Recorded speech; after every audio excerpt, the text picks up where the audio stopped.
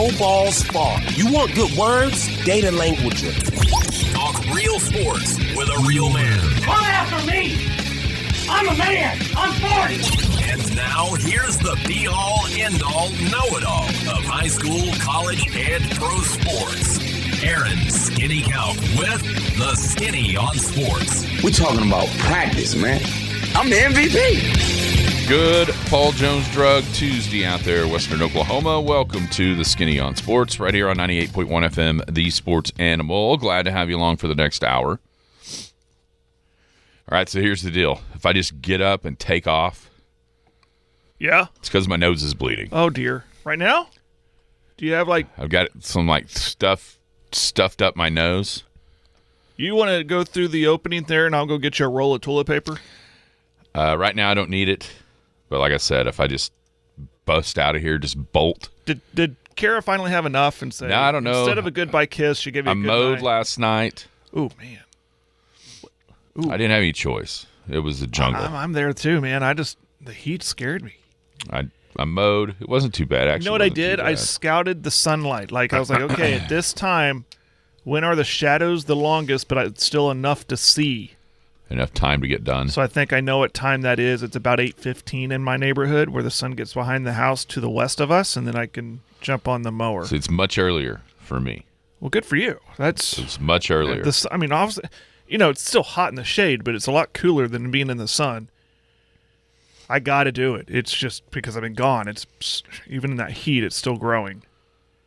So I made use of my time. I picked some sticker patches I could see because it's grown. It's like, well, I'm going to go out there and get those out. But so you think you're all dried up, huh? In your nose? Afraid that could be the case. But, so. Yeah, this heat's no joke, man. Could always be a possibility of just having to rush out. Thanks for the astronomy lesson there, Jared. Well. That 8 miles is a big difference between Elk City and Canute and when the sun goes down. It was earlier than I realized just because of the angle of the sun. Our street is downhill. Mm-hmm. It was, I was thinking I was going to have till way after 9. Right. No, I would not have. Good thing I was done before then. Do you ever just jump in your pool when you're done? I didn't yesterday. I would, man. Honestly, I wasn't that hot. I really wasn't. I probably should. And I actually thought about putting on your swimsuit and jumping in? Yeah. I don't think I would even had the patience to put on my swimsuit. You got a fenced-in yard. No, I'm talking about wear it mowing. Oh, yeah. I think I've done that. In. I think I've done that. How long does it? Yeah, how long does it take you to mow your lawn? Way more than 5 minutes. Kidding me? Have you seen that giant hill on the side of our house? Yeah. And you push it, right? Yeah. I'm not going to ride. I'd flip my mower over. I'd flip my mower over down into KJ's yard. I'm thinking about calling our man Gino and seeing how much would it cost just to edge and weed eat our lawn, because my weed eater's on the fritz still. I didn't weed eat. And it would save me time because by the time I'm done mowing tonight, it's going to be too dark to see it a weed eat and edge. I did not weed eat. I didn't have my battery plugged in. Let's see if he's listening. He might text me. Didn't have my battery plugged in, so that'll have to happen here shortly as well. But yeah, I don't know if I started sneezing. Sometimes when I start sneezing, oh, whoops. That kind of rupture something up there. I don't know. It's dry though. A lot of times dryness is a problem. All right, coming up on the show today. Saw a list. Bill Conley put out a list of, what was it? The 157 most, what was the word? or the 100 games that define the sport of college football in the 157 years of the sport. So the 100 games that define the modern sport. So we can kind of take a look at that. I'm still not 100% sure what that means. 100% sure what that means. That doesn't mean like it's not the best games. No, because he puts them into different categories. Like making legends category. So that's going to be where, somebody burst on the scene or cemented their legacy with a great game individually. Then there's innovations, which from a game standpoint, postseason drama, upsets, frustrating finishes, TV rules, realignment effects, and classic endings. So we can look through that list of 100 games that Bill Conley says defines modern college football. Also staying with the college football trend, I want bold predictions today. I'm talking about bold predictions. We can talk about OU, OSU. We can talk about around the country. But I'm talking about bold predictions for the college football season. Nothing is too bold. We missed Saban retiring by a year. We've done this before. Yeah, I made that bold prediction about 3 years in a row. Yeah, and then I had it. I think I gave up on it when he actually did. Mm-hmm. So bold predictions within the world of college football. And then you kind of mentioned you watched the World Cup final, but never got your final thoughts on the World Cup. Did you happen to see? No, I walked away at the halftime show. No, I went and got some food and drinks. Did you happen to see the TV ratings here in America? Oh, no. For that? No. Was it good? Oh, my gosh. I expect it was pretty crazy. Massive. The final itself, disappointing, yay or nay? Just the way the game was played. And then this is the total arrogant American take, but should it be here every time?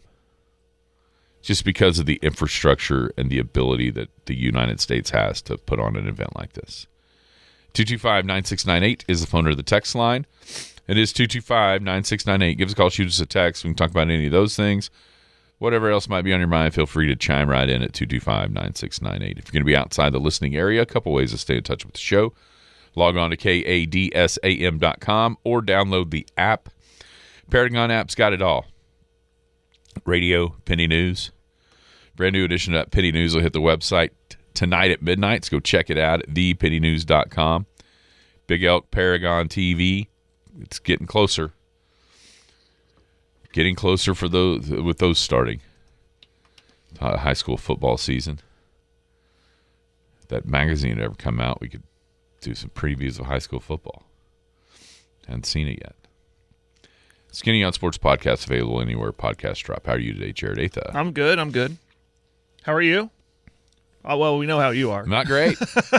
I'm not great. We know how you are. Other than that, and the mowing, good night? No. What are you watching now? World Cup's over. Pretty much the only thing we have available is baseball. Yeah, a little NCIS. Okay. A lot of times we watch old NCISs. Cool. I've been I'm a dork. I've been watching the brand new King of the Hill. I've always liked King of the Hill. They came out with the brand new season while I was gone, so I'm able to start watching it now. I love old Hank Hill and his look on life. I've been watching some of that. My daughter has been binge watching every Spider-Man movie or every movie that features Spider-Man. I think she secretly has a crush on Tom Holland, the guy that plays Spider-Man. And she's like, Dad, can we go watch the new Spider-Man this weekend? I said, yeah, we can make time for that. Which I'm pretty happy about because she was never really a Marvel kind of kid. But she likes Spider-Man for some reason. I think I know the reason.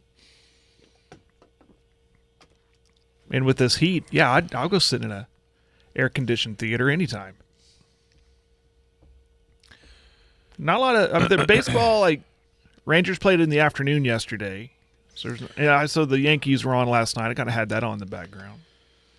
Rangers making a push, starting to pull away. They're trying. Good showing against the Mariners. The Mariners are awful away from home. They are. It's so interesting to me to get to. I mean, we're past the 100-game point. Mm-hmm. And to just see different trends. You know, the team that was on fire and still has made up a bunch of ground was Boston. I mean, they won, 13 or 14 in a row? 8-2 over the last 10. I mean, we were, each time we had talked about, like, disappointments, Boston was definitely one of them. And now they went on such a run. They're 55-50 after being way behind 500. They'd be a wild card team right now. But the Rangers 3 up. There's Houston.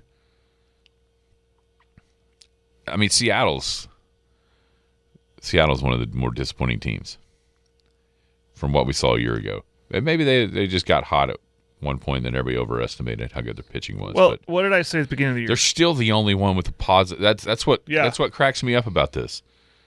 Is they're still the only team in the division that has a positive run differential. Yet, 3 games below 500, where the Rangers are 21 under on run differential, but 2 over in the record. I had a feeling the Mariners would be this year's Orioles. Just kind of a high expectations, just kind of taking a step back. But they're still right there. Well, they didn't lose anybody. No, they didn't lose anybody. No. I tell you who they lost. They lost the dumper. He sucks. Yeah, that's right. Even though he's still there. That's right. He is awful. Cal Raleigh has had an awful season. That's why I think a lot of the Mariners were intact. A lot of people liked him. Boy, it's not over. They're 2.5 back in the division, but Houston's always going to be there, and I was kind of high on them. I was like, I'm not ready to, walk away from them. Yeah, Mariners terrible on the road. But anyway, Rangers are doing this still without Seager. Well, let's be honest here. Who the hell saw Jock Peterson being the best player in the American League? You know what I mean? Right. He's been awesome. Right. Absolutely awesome. It's always a guy, right? Yeah. It's always a guy. On some team somewhere, and this year, Jock Peterson has been fantastic. Yeah. For Texas. When is the trade deadline? It's coming up. God, it has to be like this week? It's next week. It's next Monday. It is Monday. It's Monday. 5 o'clock. At 5 o'clock our time. Yeah, there it is. At quitting time. Yep. Monday.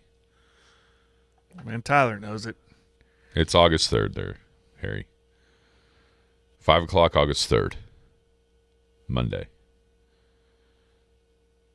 See who will be buyers, sellers, Scooble. Will Scooble still be a Tiger? Man, that was the word last year. That was the question mark last year, and they went with them.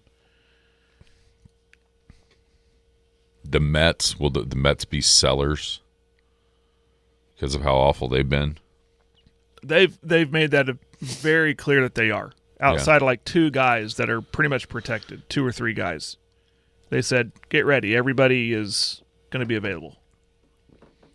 Those 2 guys are like Soto and I can't remember who else. I heard this. So I was watching a Mets game, ironically, and that was reported. Oh, they're sellers for sure. They're in the cellar, and they are sellers. You know it's going to make everybody mad. The Dodgers getting better? The Dodgers getting Scooble. Yep, it's going to happen. It's going to make everybody Just mad. follow the patterns. This is what they've done.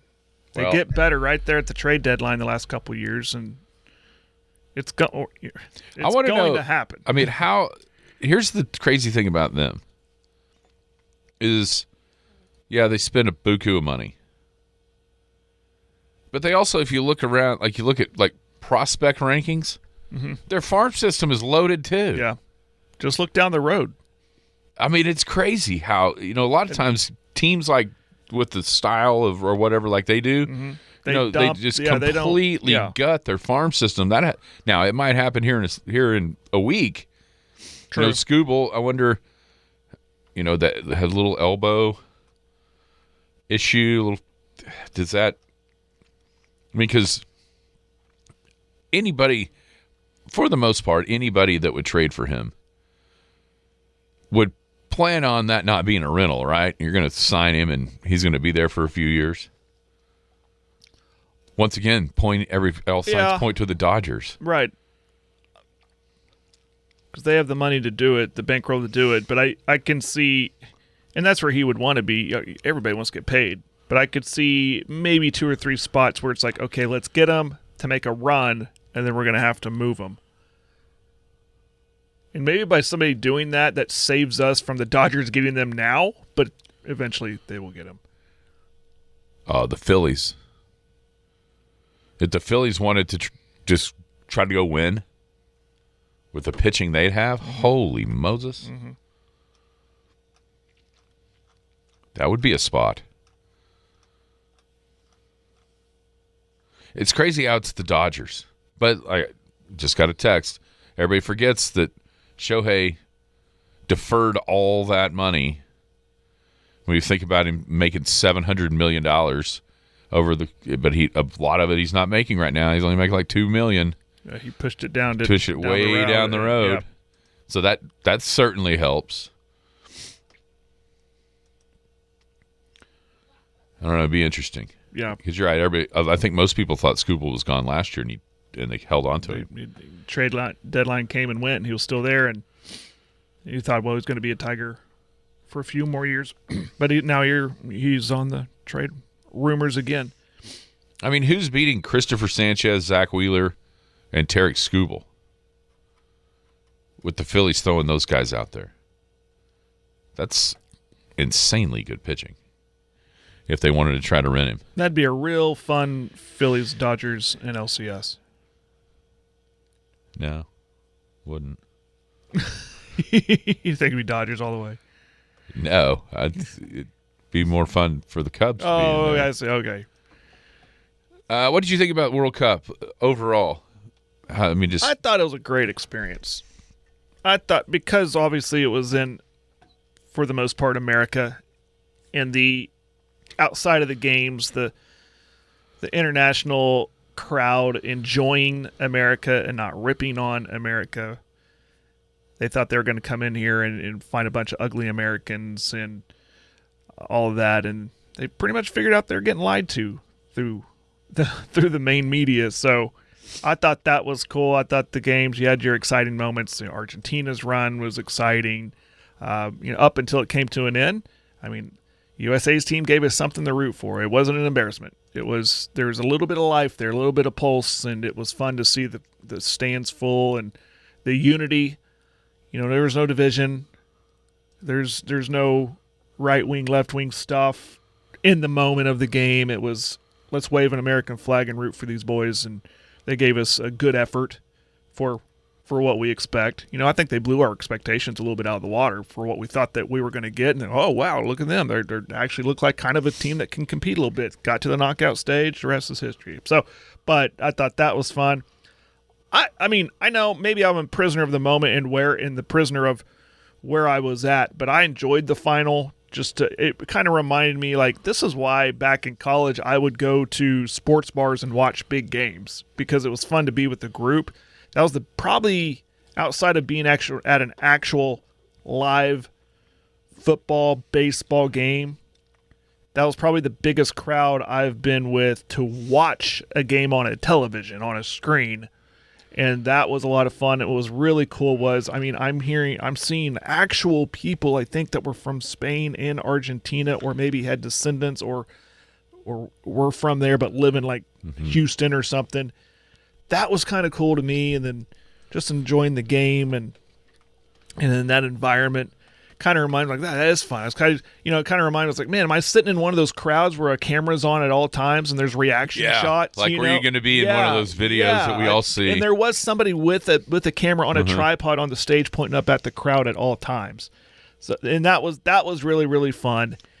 And I thought America did it well. I thought America, and no knock to Canada or Mexico, but I mean, the Mexico scene was awesome. That was fun to watch. The ratings proved that people were paying attention. Did you see it for the World Cup final? Not the World Cup final, no. You're going to have to tell me what that one was. Got to guess. Now, there's two different numbers. Here's the thing. There's two different So like American ratings and international ratings? Or No, two different numbers here for America. We got the Fox English-speaking broadcast. Oh, yeah, right. And the Telemundo Right. Spanish-speaking broadcast. Right. Hang on before I change. Why don't they just combine that? Well, they do. Okay. But they came out at different times. The Telemundo one was first, and then the next day we had the Fox one. It may just take longer to compile those just because there's more. Yeah, is it in the 50s? Total? Yeah. Probably way more. Way more? 75? Not quite that high. 62 million. 62.8 million. Oh, wow. I swear I didn't look that So up. the average, here's the thing, the peak audience was more. It would have been, I just now saw this number. I didn't see this number the other day when I was talking about it. So Fox, English-speaking language Fox, averaged basically 39 million. Just a shade under 39 million. Telemundo was 23.9. So that gets you to 62.8. The peak audience on Fox, 51.7. So 51 to 24, that's 75. Those are monster numbers. You're talking about, I went down the list of any television that has received those kinds of TV, those all-time TV ratings. Do you happen to know what the biggest TV rating ever got? All time? Ever? Mm-hmm. Man, I would say something like, is it a sporting event? It's not. It's not. See, I would say something like the moon landing. Okay, so but there wasn't a lot of TVs. Well, that's it. Back in '69. That's it. The moon landing and Super Bowls. Yeah. Are like special one time a year events or one time ever events, Once type in things. A lifetime, yeah. Yeah. They're like 125 million ish. Yeah. But as far and this is a one-time event kind of thing too, so it sort of falls in that category. That's another great question that Tyler brings up. Like he said, like who shot JR on No. on Dallas? Is that one? Listen, is that it? Is that one of them? It's one of them. It's just showing the rating, so it's not showing the number like the. It's a 53.3 rating, which the one that's number one on this list was a 60.2. And at 60.2 back, and these two things are fairly close in time, was 106 million viewers. So just totally guessing who shot JR would be, 90 to 95 million? Wow-ish. But there's one other, and it's a show. Last episode of MASH. That's it. Yeah. Bammo, 106 million. Is the last episode of Sopranos on there? It just shows peak ratings. Okay. No. I found a better list than this. It might have been here. Yeah, here we go. So everything's Super Bowls. The top 12 all-time viewed things are Super Bowls. Yeah, everybody watches Super Bowl. And then it was MASH. Then MASH was 106. Okay, Who Shot JR was 83.6. Do you think which is coming up in, was another 4 years, the next moon landing will draw? You know what's a crazy one on here? Crazy amount of numbers. So, and I'm sure this is when it first, Gulf War, 91. Yeah. 85.6. The next, the first Clinton-Trump debate in 2016 got 84 million. That is now people are tuning in for the same reasons they're tuning in to watch MASH and Dallas because it was entertaining. That's right. That's right. I had a question on the economic impact of the World Cup. Any guesses there? In America? I'm horrible about this one. In America only? Yeah. In the cities of the United States. Combined? Yeah. Somebody be in the billions, right? It has to be. Yeah. Yeah. 32 billion. Hang on. I think it was 20. Oh wow. I'm surprised I'm even that close. If that's the number. Yeah. 2026 tournament drove roughly $20 billion in U.S. economic activity. I think we had seen, what was it,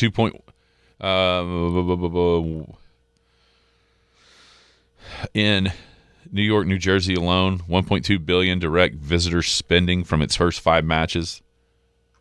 Didn't we see it was like that same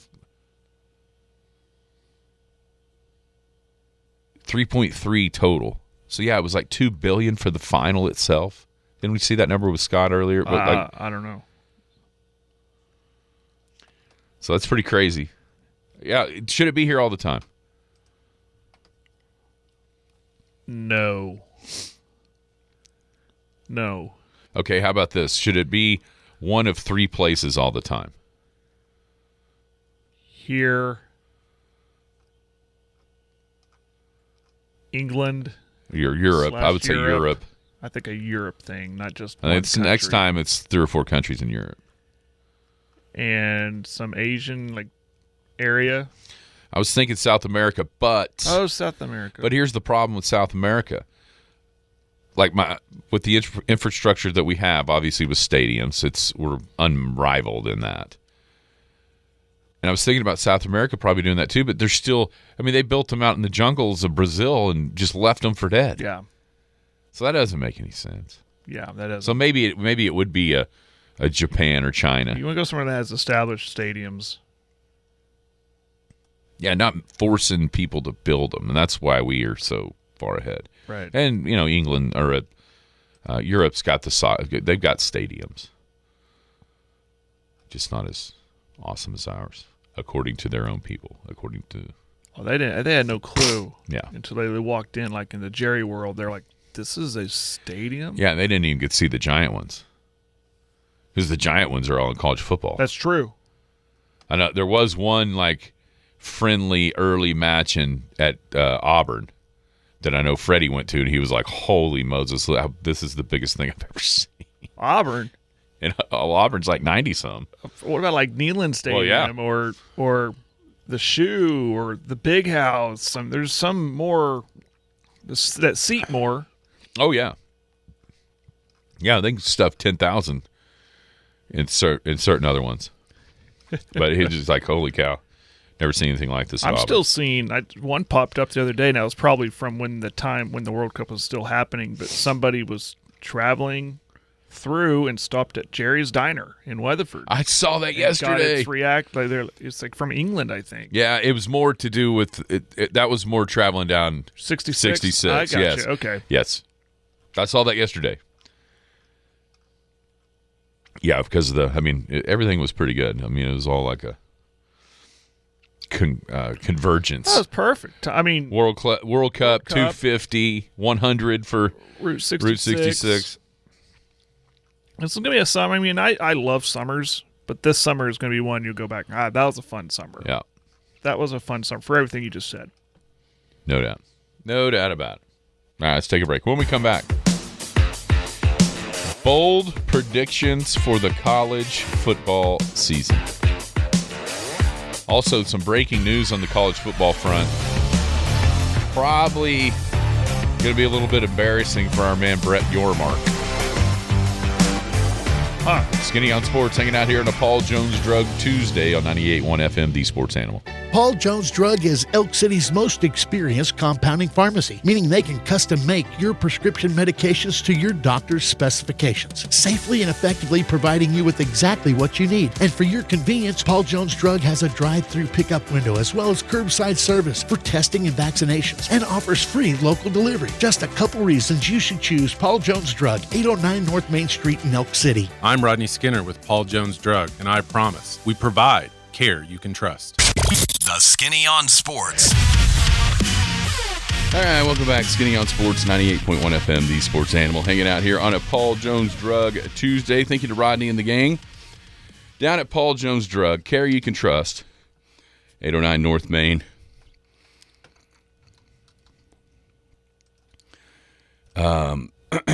Convenience packaging, where they conveniently package your daily medication to bring you, just make it easy.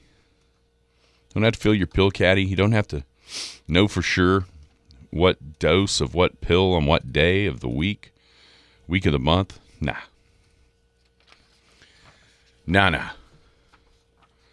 They do it for you. You just open up the package and boom, take them. Convenience packaging, one of the many cool things down at Paul Jones Drug. 809 North Main, Paul Jones Drug. Care you can trust. Okay. It seems like we figure out a way to work this in about every year. And these aren't what we think is going to happen. These aren't predictions. You can't just hold our feet to the fire over some of these, because these are bold predictions. Okay? That means Risky. Yes. Take some risk with your predictions. There, yeah.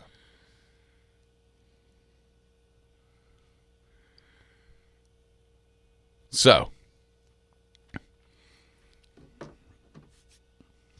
got one? You want to start? Yeah, I'll start from the top rope. I think Oregon finally wins the national championship. Ooh.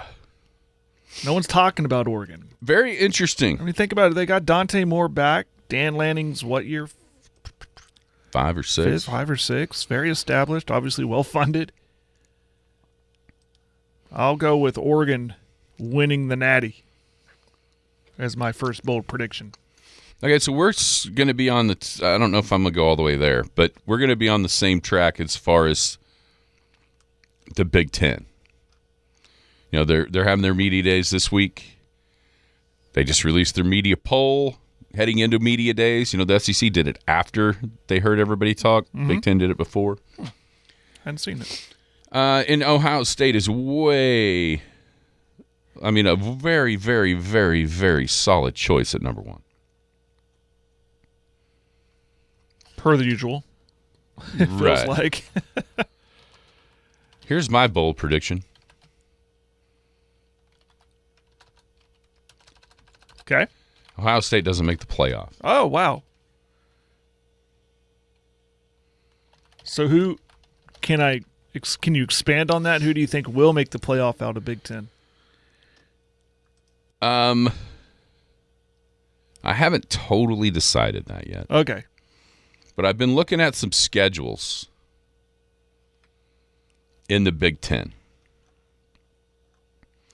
And there's, a la Indiana 2 years ago, not last year, but 2 years ago, Indiana had a very, very, very, very favorable schedule, to where so much so that all they played was like at that game at the Buckeyes.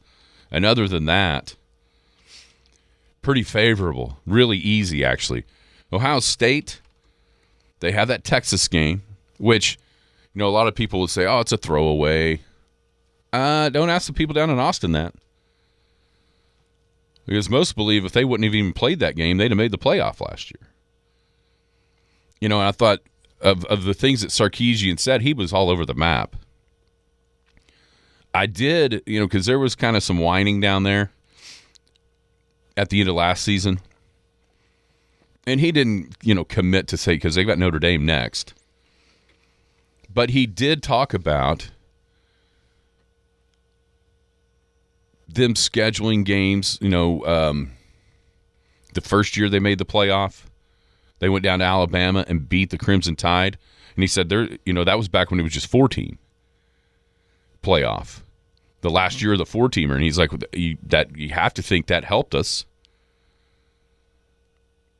be able to get into that playoff. Now, winning the Big 12, but it wasn't automatic. You know what I'm saying? Like it is with the 12-teamer. And he talked about that one. He talked about being able to improve seeding the next year when they beat Michigan. So he had softened his stance a little bit. Now they lose to the Buckeyes again, and it keeps them out of the playoff. You can go ahead. Probably we'll hear Notre Dame, Texas not playing the very next day, unfortunately. But you look at Ohio State, they got that Texas game, which a lot of people probably think they're going to lose.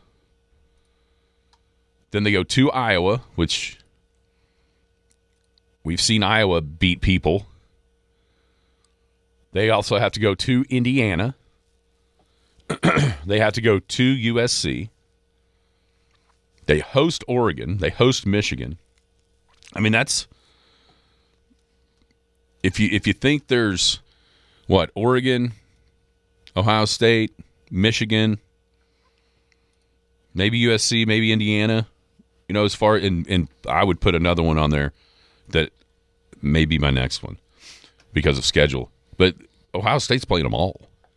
They're not getting the schedule break by any stretch, and they're playing those road games, including the Texas game. So that's why they have to literally rebuild the defense. Now, they got weapons, but do we really trust Julian Sand?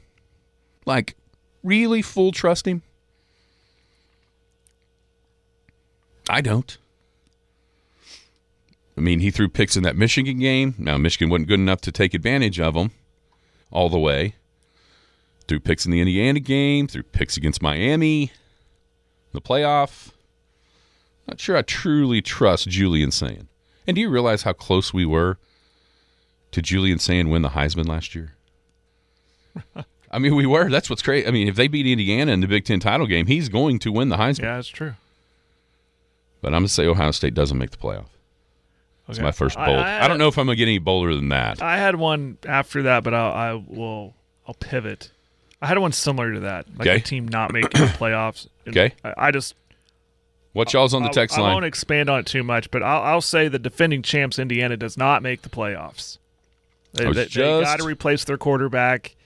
They have some tough now. The games they won are in Bloomington, but I'm just going to go there and say Indiana does not make the playoff, and I won't say anymore. I was just pulling up their schedule. Okay. I mean, they've got a way better schedule than Ohio State. Oh, of course, yeah. They play nobody in the non-conference. Their road games are at Nebraska. We'll see. At the Big House, at Washington. They've got Ohio State at home. They got USC at home. But they get to play Purdue. They get to play Minnesota. They get to play Rutgers. They get to play Northwest. I mean, their schedule versus Ohio State's, like if they play, so we're going to see that one on the field, right? But I think they're in with the love for Ohio State that is out there, if they have the same record, you are going, if they, like say Ohio State goes 10-2 and Indiana goes 10-2, when it comes down to who's going to make the playoff, you're going to hear boatloads of people saying Ohio State deserves to be in over Indiana, even if Indiana beat them, because of the difference in the schedule. Correct. It won't happen that way, or the committee hasn't shown that they'll do that yet. Right. They've just looked at the right-hand column, and if they played, boom, you're in. Yep. All right, go ahead. Your next one. A non-quarterback will win the Heisman. I thought about this one too, but who? Jeremiah Smith, wide receiver, Ohio State. Well, that would totally blow my first one out of the water if that happens. That's right. Right. I saw this. He's currently 7th on the odds-on rankings here to win the Heisman, and everybody ahead of him are quarterbacks. He might have the cachet because if he's has that good a season, well, you know who else is going to be right there with him? It'd be his quarterback. Right. But because of what people have seen him do over the first 2 years of his career with the Buckeyes, he might have enough cachet to do it. I saw somebody do this, had that same one at SEC Media Days. I can't remember who it was. And then I thought, well, who? Jeremiah Smith would more than likely be that guy. I'll do my Heisman one. I think your Heisman Trophy winner is Jaden Maeva, quarterback USC. Yeah, you like him. I do like him. I like him a lot. He's in an offense that obviously produces Heisman Trophy winners. Well, sure, yeah. He's in the same odds with guys like John Mateer, Marcel Reed. He's in that spectrum, which is around 11th, 12th, 13th best to win the Heisman. I mean, of those guys, that trio, I think he's got a way better chance than the others. All right, I got another one. Go for it. And this is totally schedule-based. And I did this last year, and it blew up in my face. So maybe I need to quit paying attention to Big Ten schedules so much. But because Ohio State doesn't make the playoff, that opens up a spot for another Big Ten team. I will say that he was on the doorstep at a different place of making the playoff and never could get it done. I'll say Penn State makes the playoff. First year under Matt Campbell. See, ask me next year, and I'll say that. If the first year under Campbell looks good. Their schedule is so easy. Yeah. Well, how many times have we said that? Under whoever is the coach for Penn State. They don't play Ohio State. They don't play Oregon. They got SC at home. They go to Michigan, to Washington. Then other than that, it's Minnesota, Rutgers, Maryland, Purdue, Northwestern, Wisconsin. Non-conference is Marshall, Temple, and Buffalo. Let's see. I need to get out of the Big Ten. I know, me too. Big Ten. Wait, here's some on the text line. Okay.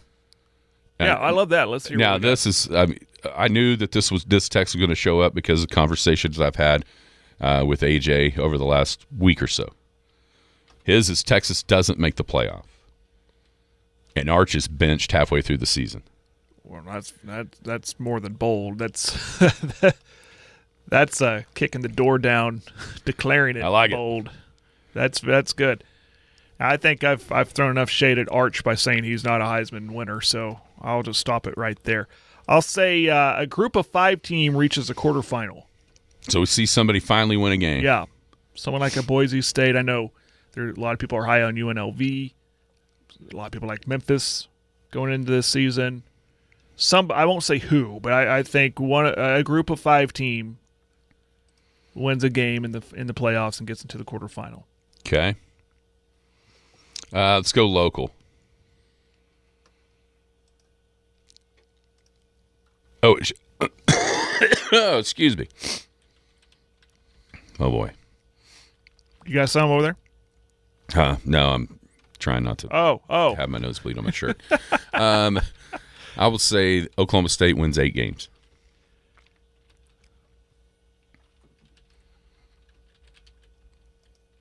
Okay.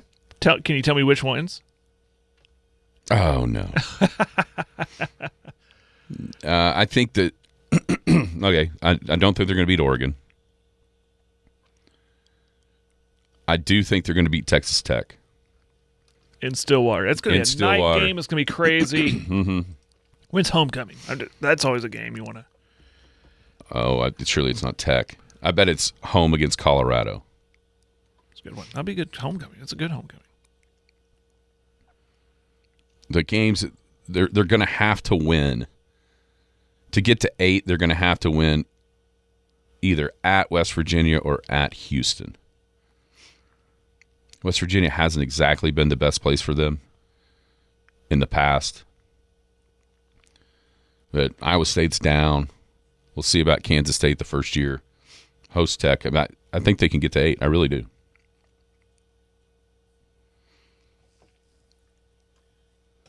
Here's a question that I asked the listeners the other day. Speaking of in-state schools, if you're obviously on the OU side of the Bedlam rivalry. Would you trade quarterbacks? Ooh. Oh, that's a good one. That's a real good one. There's no way of me answering this without people getting mad either way. So, no, and that's no disrespect to Mestamaker. See, I would. It's just because I'm banking on a healthy John Mateer all season long. Seeing a healthy John Mateer at the first quarter of the season was much different than the last 3 quarters of the season, and that team still made the playoffs. And I get it; they rode the coattails of the defense for the last 3 games. Mm-hmm.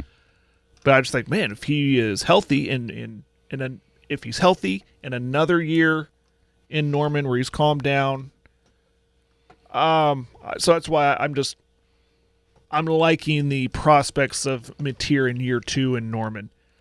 Although I really like the match. I think if you break up Eric Morris and Mestamaker, I don't know if I'd want to see that. I think those two are gelling well, just like Mateer and Arbuckle have.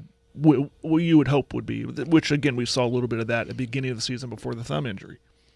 So no, because I don't want to see Eric Morris and Mestamaker broken up. I don't want to see Arbuckle and Mateer broken up. Okay. But I know what you're asking me. I love Mestamaker. I loved what he's doing in North Texas, and I certainly hope and I kind of expect, and you do, that it will continue in Stillwater. But I want to see Mateer year 2 with Arbuckle healthy. You know what you'd think be a little bit of a better O-line, more seasoned O-line, more experienced O-line. Here's what I said. I think the tangibles favor Mestamaker. The intangibles maybe favor Mateer. Right. In a way. Right. Anyway. Speaking of O-line and OU, I will say a bold prediction locally for Oklahoma. They have one of the top running games in the SEC this year. O-line's better, running back by committee. Again, these are bold. They are bold. Predictions. That's a bold one. But I'll say top how many? Top 3. Holy Moses. Yeah, top 3. They average about 175, 180 on the ground a game. If they do that, then Oklahoma's going to be good. Look out, yeah. If they do that, Oklahoma's going to be good. I'm saying this because I think we saw a little bit better O-line last year. They get a lot of the core guys back right there on the line.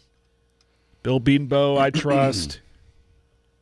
By the way, I mentioned this. Did I say this on air or off air? About Brett Yormark. I said it on air.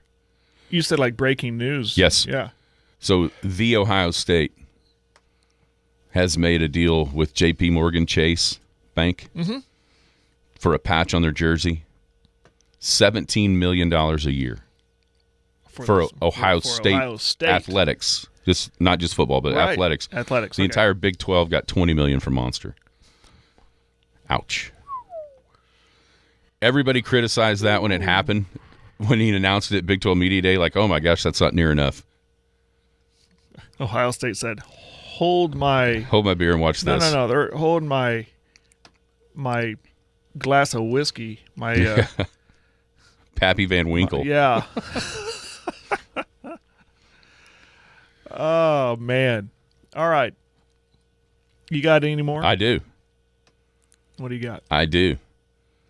Our friends down in Tuscaloosa have a new coach after going about 8-4 this year. Do you think? And I think he's a really good coach. Yeah. Do you think DeBoer not right? Do you think when he took the job, he knew this is going to be about a maybe 2 to 4 year gig for me? I'm honestly shocked he's not the coach at Michigan right now. Yeah.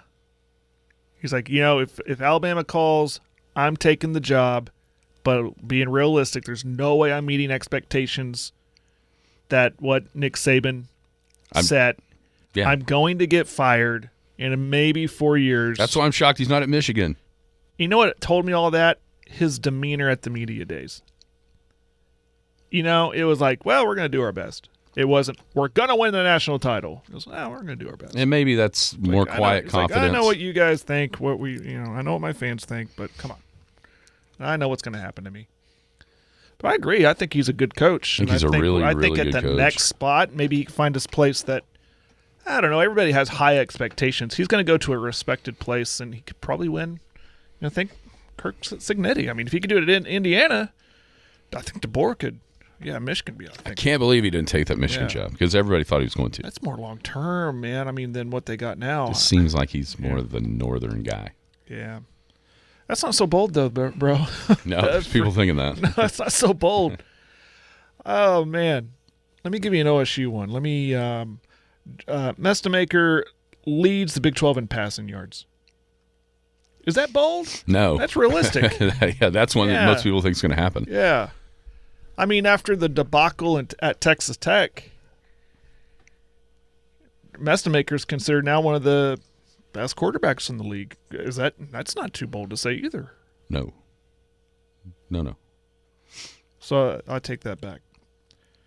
OSU plays Oregon within a touchdown. Well, that would get it off to a good start. Let's go. That's bold. Yeah, because what was it last year? 69-3. Yeah.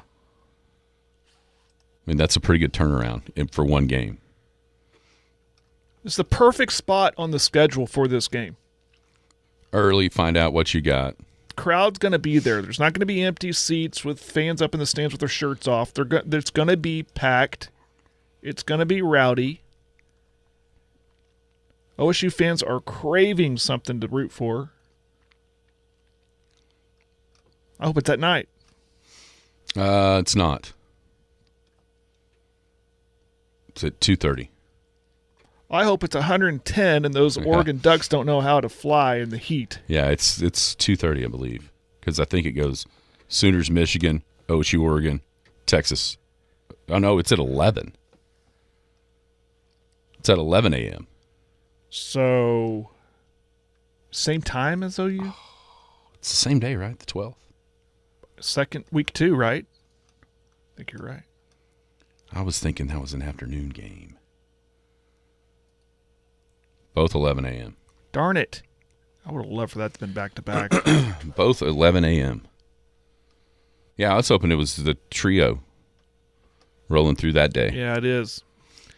Yeah, same times. What channel is it on? ESPN. OU's on Fox. Yeah, so that'll be big noon.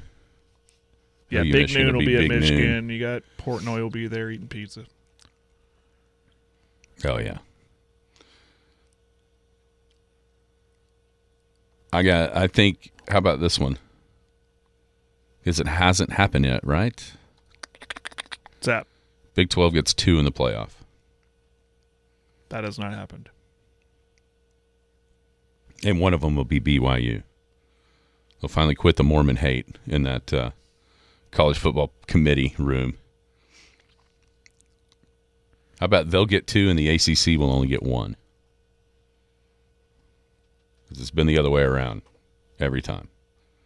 The ACC getting multiples. The Big 12 being shut down to just 1. So you said BYU and fill in the blank? Yeah, we'll find out. Your 2 Big 12 champ participants? Probably Tech. Even though I said they'd lose to OSU. That may be their only loss. Their schedule is pretty easy, too. Texas Tech's. Mm-hmm. Even with the quarterback situation. Yeah. Yeah.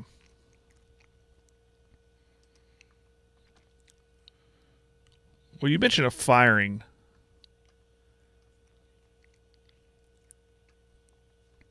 And I don't know. Maybe if I keep speaking it into an existence, it'll actually happen. I think Lincoln Riley finally gets axed. Yeah, we're going to disagree on this one. Because you like the quarterback. Yeah, that was going to be one of my other.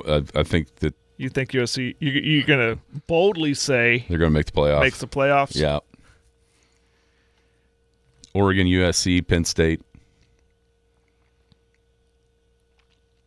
and maybe Indiana. Which, I had a question here. What's the best record? What's the best regular season record in the SEC?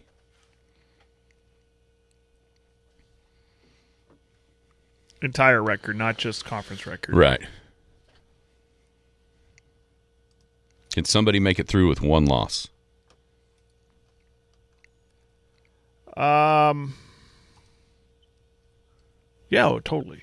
Yeah.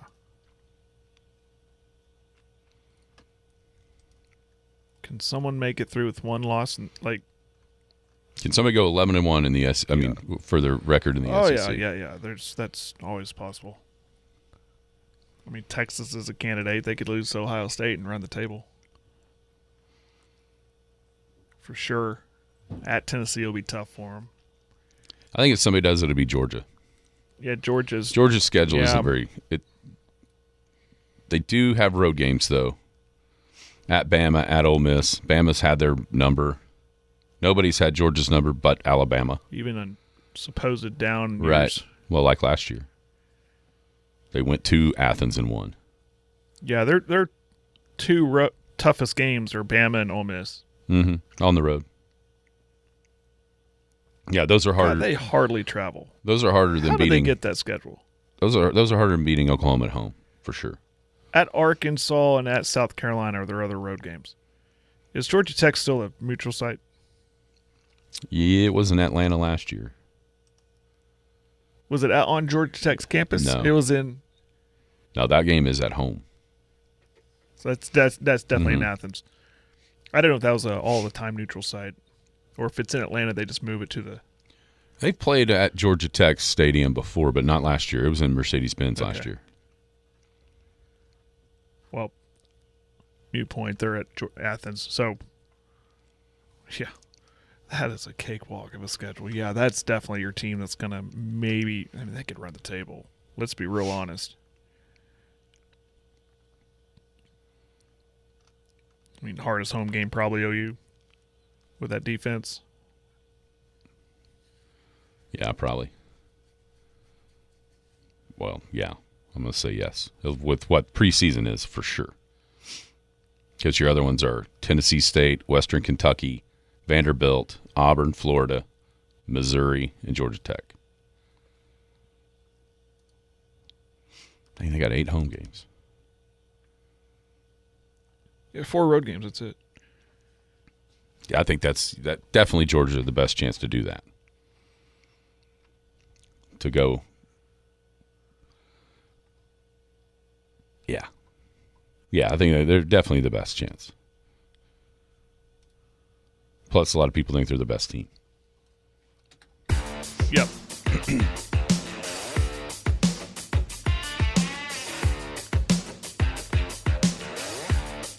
All right. All right, when we come back, we'll wrap it up.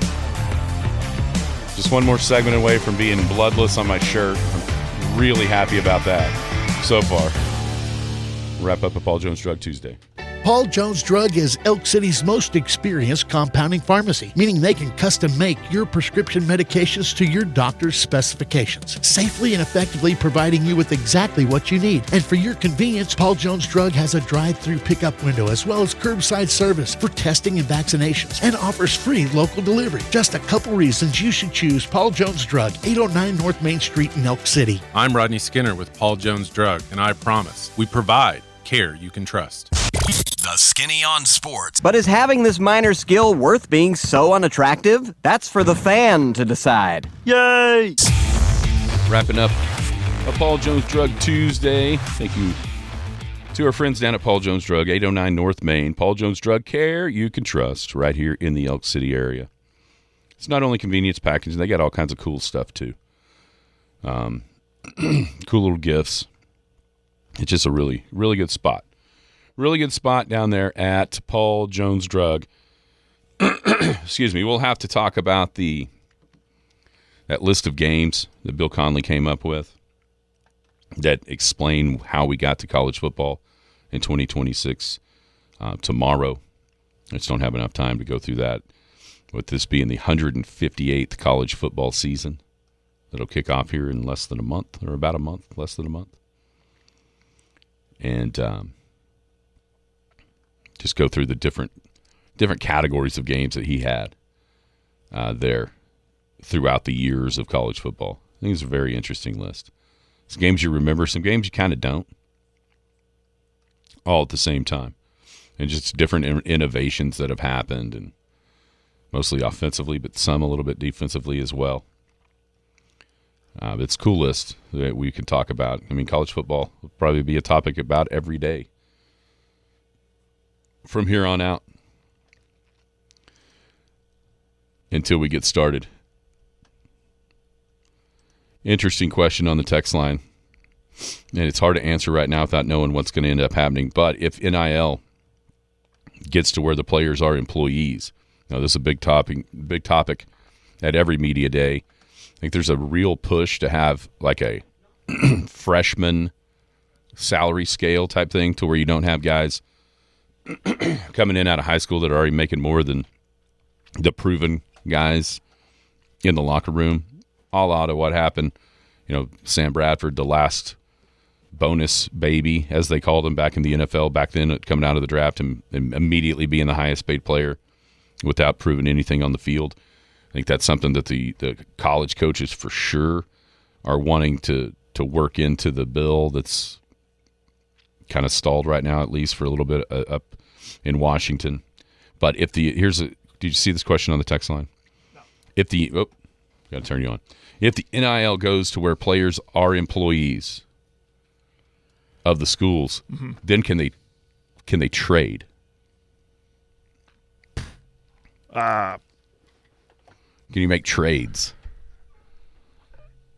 No, you can't do that. So schools negotiating trades for players. Yeah. A player's going to go, no. A player will get a lawyer up and say, well, no, we're not. I'm not. You can't tell me to go to Tulane. I committed to Oklahoma. I can see that being not because, I mean, I don't know. Yes, it happens on the pro level. It just depends on what the collective bargaining agreement becomes. Right.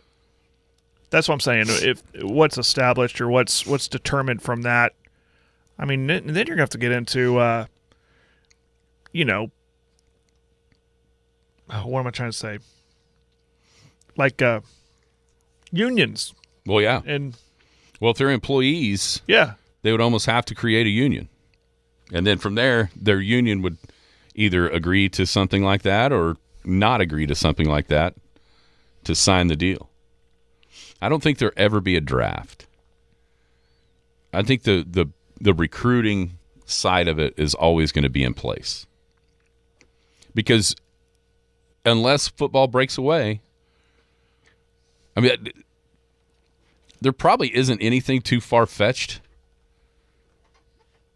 to think that could happen. I mean, if you had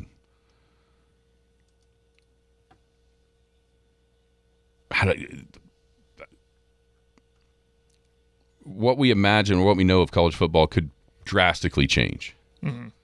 And things that don't seem possible could be. If it literally is an NFL style where the Big Ten is the AFC and the SEC is the NFC, then maybe you do. But it seems so foreign because, like you said, Jeremiah Smith wants to go to Ohio State, and you're going to force him to get drafted by Rutgers or Vanderbilt. Right. Right. I don't necessarily ever seeing that or foresee that. And so then the trade, I could see trades way before I could see a draft, like a high school draft. Because everything that's happened over the last 4 or 5 years has been completely tailored to catering to the player. And that would go away from that 180. Right. With the portal and the everything's been player driven. And probably rightfully so. I mean, it's not the system isn't great, but at the same time, those players in the past being, I mean, it's just like, I bet you back in the 60s, you couldn't imagine free agency in baseball.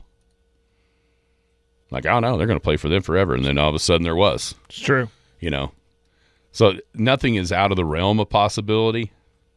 More, you know? But I think there are some things that are probably a bridge too far when they start, if and when they start to be employees / union members with some sort of collective bargaining in place. I think that would be one of those where the players' union for college athletes would be like, not agreeing to that one.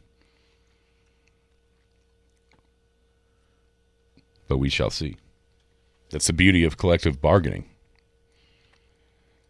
And in all the other sports except for baseball, all the quote-unquote owners or the schools would have to do is tell them they can have just a little bit more money. And then the players always agree to things they don't really realize they're agreeing to just for an extra % with the revenue. Right.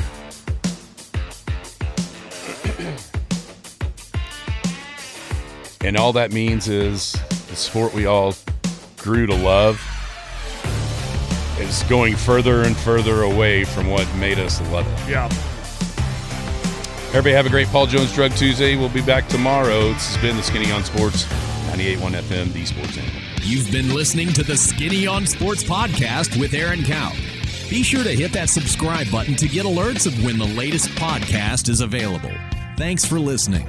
That ball is